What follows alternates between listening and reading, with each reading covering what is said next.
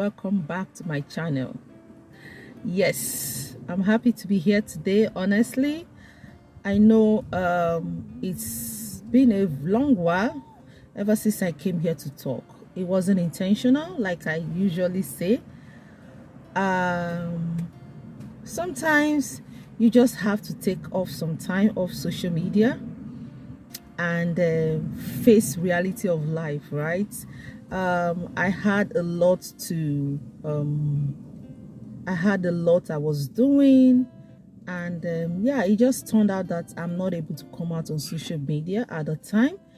Yeah, it's up and down. I still have good news that I'm going to share very soon, just probably in a few weeks. I'm going to share that good news. It's all for good. However, I've been away for reasons that I don't want to go into now. But what matters is I'm alive, I'm happy, I'm here today. We thank God for life, and I'm happy that I'm able to talk to you guys again. And yeah, without wasting so much time, today we are going to be talking about accommodation, right? Accommodation in Canada, finding a house as a newcomer in Canada.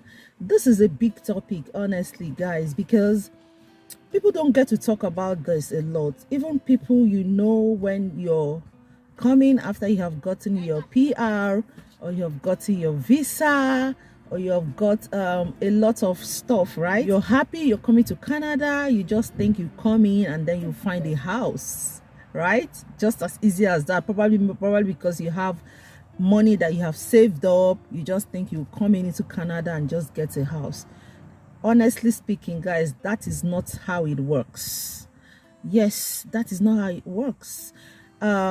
It's a big deal to me. When I came into Canada as a permanent resident 5 years ago from Norway, it was a shock to me that we couldn't find a home on time. And it's something I think a lot of people should be also aware of. It's something I think people should talk more about, so people will plan themselves and know what they should expect, right? So it's not a shock to them. At the time, I had people that just landed in Canada that most people don't really talk about it, you know, and it's really devastating that when you now come, you'll be like, oh my God, I didn't expect this. Didi, what is it, Didi? Want to come out? You want to come out? Come out and do what? You just want to sleep, Didi? Don't. What is it? Don't disturb Mama again. So try and sleep. You know you're a good boy. You just doze off on your own. Take Didi. Take. Good boy. It's something that most times people don't talk much about. So for me, so typically when you come into Canada, the best thing is to look for a short-term place to land. So the first thing is to look for a short-term place to land, and then look for a house. That is the best and typical thing to do, because you don't want to look for a long-term place to stay while you're not in Canada, because it's not advisable. You want to see where you're going to stay, no matter how desperate you are, or no matter how you think, oh, it doesn't matter, pictures are okay for me to just go by. It's already a red flag if a landlord gives you a house without even seeing you. It's already a big red flag, because there's tendency that it could be a scam, and there's also tendency that the landlord, the place is not very conducive, he just wants to lease it. And yeah, but typically most landlord, 99%, will want to see you before they lease you a long-term home. right? A long-term place to live. Is either you're leasing an apartment, or you're leasing a townhouse, a condo, or a detached regular house or bungalow or whatever it is. So you need to come here and see the house as well, and also the landlord see you, so you guys, or probably the agent, right? Most of them connect with agents, and you need to see them and see where you want to live in. Yeah, there are pictures of the house, but most times it's better to see the house. So that's for that. And then depending on your situation, right, it's case by case. It could be with a family friend, if you have somebody you can really trust to be able to stay. But most times our advice, if you have a family, is always better to go for an Airbnb or a hotel. Some hotels can have, I know they are expensive, you know, you've spent a lot, you don't want to spend so much again on that, but all you need is a month. Some hotel can give a very good deal. And then it's always advisable to look for hotel that have like a kitchenette where you can make some food, so you don't have to be buying food all the way throughout your stay, right? So I think it's case by case, depending on your situation as well. And yeah, because even if you're staying with a family friend, you don't want to overstay. You don't know when this house will be available, depending on your situation. So for me, for example, we had Norwegian credit score, even though in Norway they don't usually demand for credit score. But I came here when I found out that these agents are asking for credit score, Canadian credit score. I had to go to my Norwegian portal and pull out my credit score. And we had to start attaching that credit score with our bank statement to see if we can get a house. But no, we couldn't get a house. We couldn't get a place with all those documents. My credit score was excellent. And we had some money in the bank to show that, hey, we can pay the rent, right? But then it didn't work. They wanted Canadian credit score, even though we are newcomers. That was not feasible, right? So when we try to submit applications for these houses, we put in the bank statement and we write that on bracket that we are newcomers. They would rather give it to other persons. Some landlords are just so picky. They feel that newcomers may still struggle to pay rent for a while. And yeah, they want to see that you have a job. So they want to see that you have employment contracts and you're just new in the country. You don't have employment contract typically because you're just landing, right, to settle down and get something. And then you're also landing with no credit score. You can't, even if you've opened an account, or you have, even at that time we've opened our account for about 6 months because we landed and left to Norway and then came back finally. So we already had Canadian bank accounts running. We pulled out credit score. It wasn't efficient because there was nothing yet. We just came in, right? Our credit card hasn't been used. It has to be used for like 3 years, right, to be able to bring us something tangible. So it was it was a lot. I tried contacting a lot of agents and talking to them. They understood very well that we just landed, but they just couldn't help because they are not the one giving out those houses. We'll have to put everything in an application and submit to the landlord, and then the landlord will pick. Probably he has somebody else also that has a a Canadian contract, a permanent job, right? When I mean Norwegian Canadian contract, I also mean a Canadian job, right? Preferably they prefer permanent job, 40 hours full time a week, 35 to 40 hours a week. And then they want to see that you have even worked more than 3 months, which is like the basic probation period in Canada, right? They also want to see, even some application portal will not even want you to move ahead if you have not worked up to 3 months. So it was really a lot of stress. We planned to stay with a family for 2 weeks, and then it was very impossible for us to move out. At the time, we had to move to a hotel, right? Because we felt we have overstayed at the time, right? So it was a lot of stress. It was a shock to me that we couldn't get a place.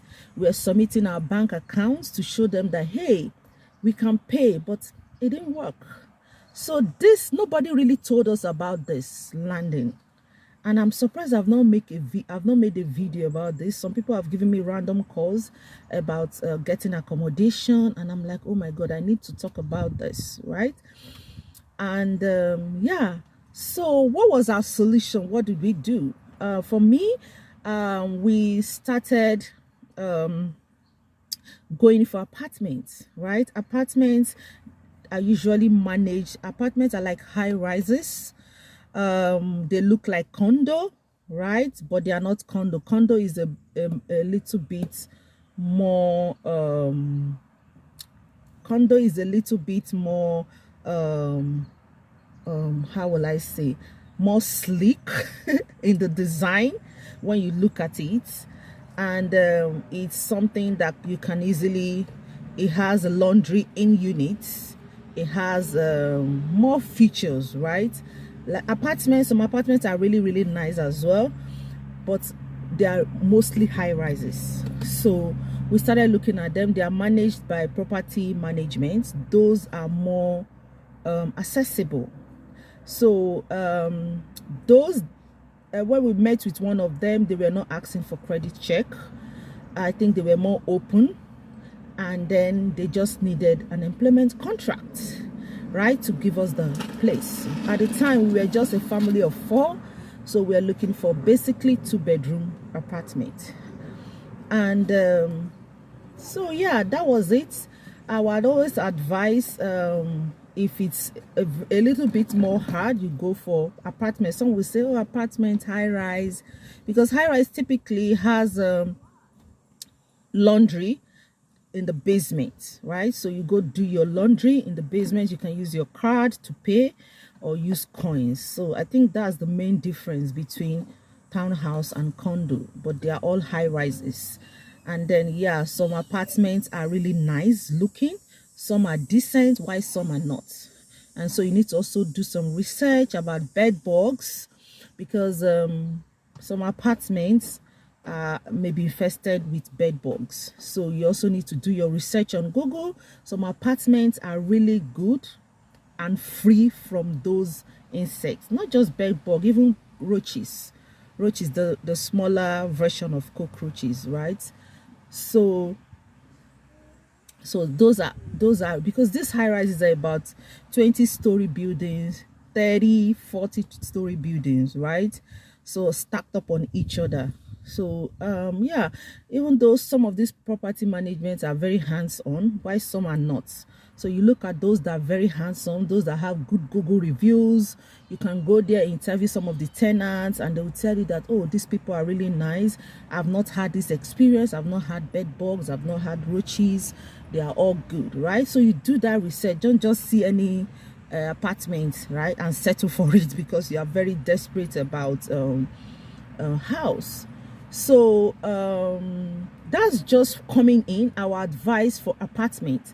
You can also go for a house, right? You can go for a house if you have somebody that can like a family that is connected to that landlord, right? If you have a family that can talk to that is a friend to the landlord, or a friend, not even to the agent, because the agent cannot force the landlord to lease her house so, to lease their house, right? So an agent cannot force a landlord to lease their house. So it's always if you're lucky enough to find an organization, right, stepping for you, or probably you already have a job. If you already have a job coming into Canada, of course your company HR can help with your contract. talk to this landlord. If you don't want apartment and you want just a house or a detached house, your HR can help you reach out to these landlords, right, with their guarantee, not them acting as a guarantor, but at least speaking for you, and writing a note for you that you can attach to the application. Yes, that could work. And then yeah, that could work and cover up for your credit score, or make a landlord feel that, oh, okay, an organization is stepping in for you, an organization is talking for on your behalf. So that is just that. But if you really want just to go on your own, get things done on your own, and you're stuck, you don't know what to do, you're frustrated, you're tired, you don't have anybody, so that is just how it works. So for the apartments, we had to start looking for employment ASAP, any form of employment, right? At the time we are looking for, it's not something you can get in a day.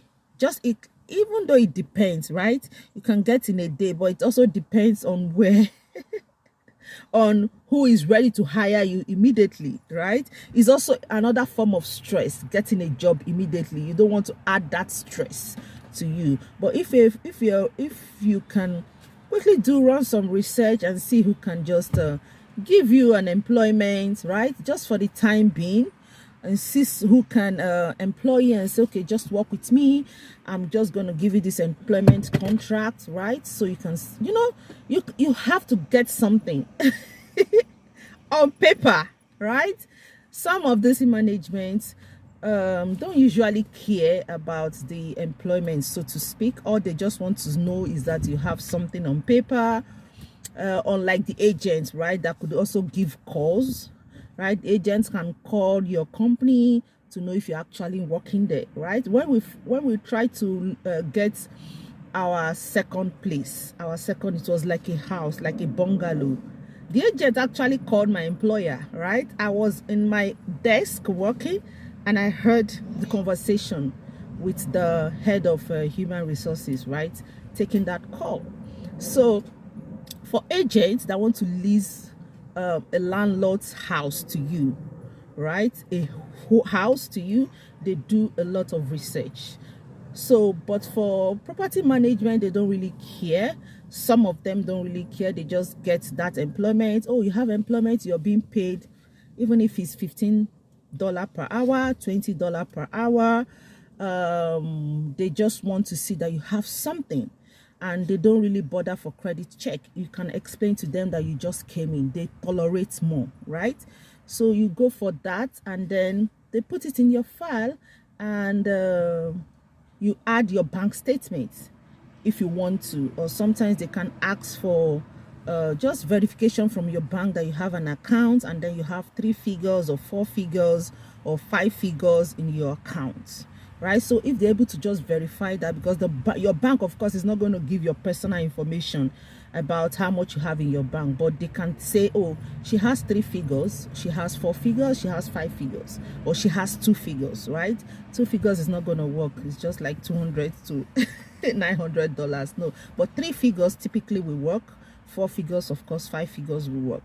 So if they're able to get that from your account and add it as a backup to your employment letter that you're able to get at the time, you will get, definitely you will get approved for apartments. And some of these apartments are really decent, right? They are very decent and spacious.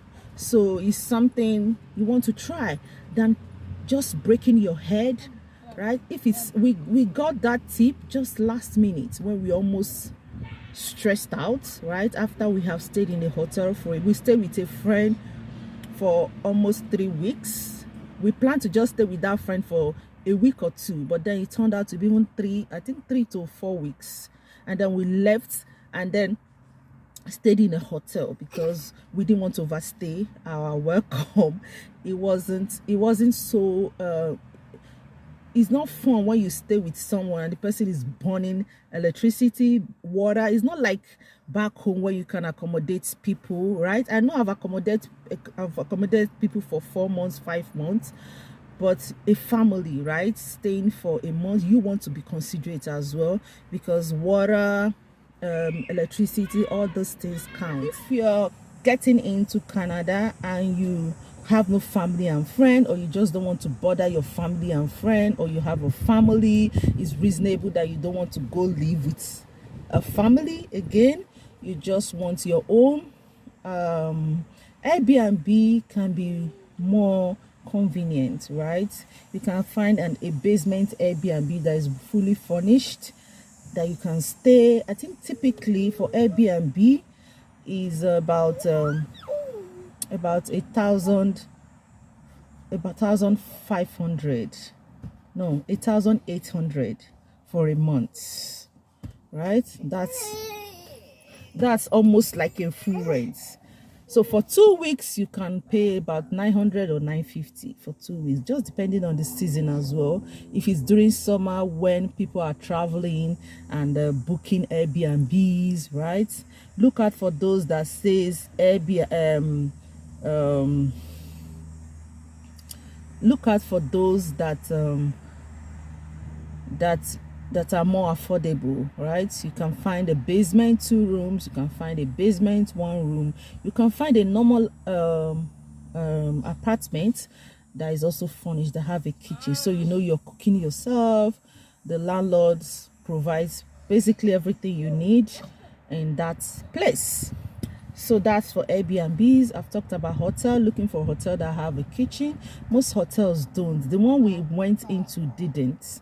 So we were just we're eating breakfast from the hotel, and then we'll buy lunch and dinner for a month. It was tough, right? You want to cook yourself. Sometimes you want to make some homemade meals for yourself. You just feel like eating your homemade meals. But yeah, it is what it is. So it was when we moved out that I realized that, oh, would have even got a hotel with a kitchen, right? And yeah, so most times I think that should work. That should work for you. And then those hotel with a kitchen have like some household kitchen utensils that you can use, okay, to cook.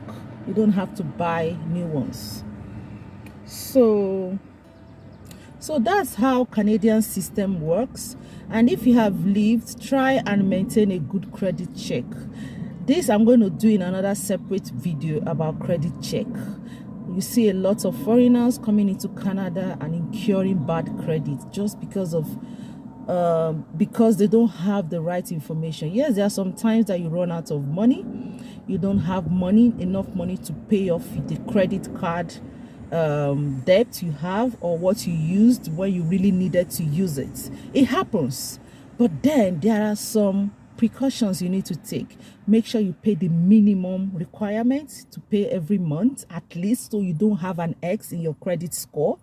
An X is really, really bad, right? It could drop up to 40 points from your score, and you don't want that. It's not and always try to I'll talk about that in another video about credit check, how you can maintain excellent credit check, right? Even if you face off ups and downs, you don't really have much funds, right, in Canada, or you're not in. Why are you pinching me? It's painful. So that's just basically what it is. And I think I've talked. So for credit check, it's really important that you maintain a good credit. In Canada, it will help you when you're getting your mortgage, a house. That is paramount. You will see someone paying a ridiculous amount in her mortgage interest just because of bad credit, right? You want an excellent credit to save you a lot. And then good references, even at the place of work.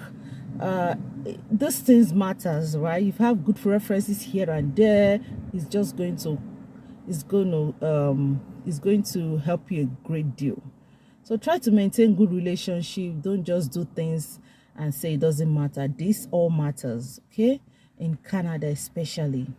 So have a wonderful rest of the week. Thank you so much for tuning in today. I'm so grateful. I know it's been a long wait, like I said earlier, but yeah, it is what it is. We thank God that we are alive today. We thank God that I'm back again, okay?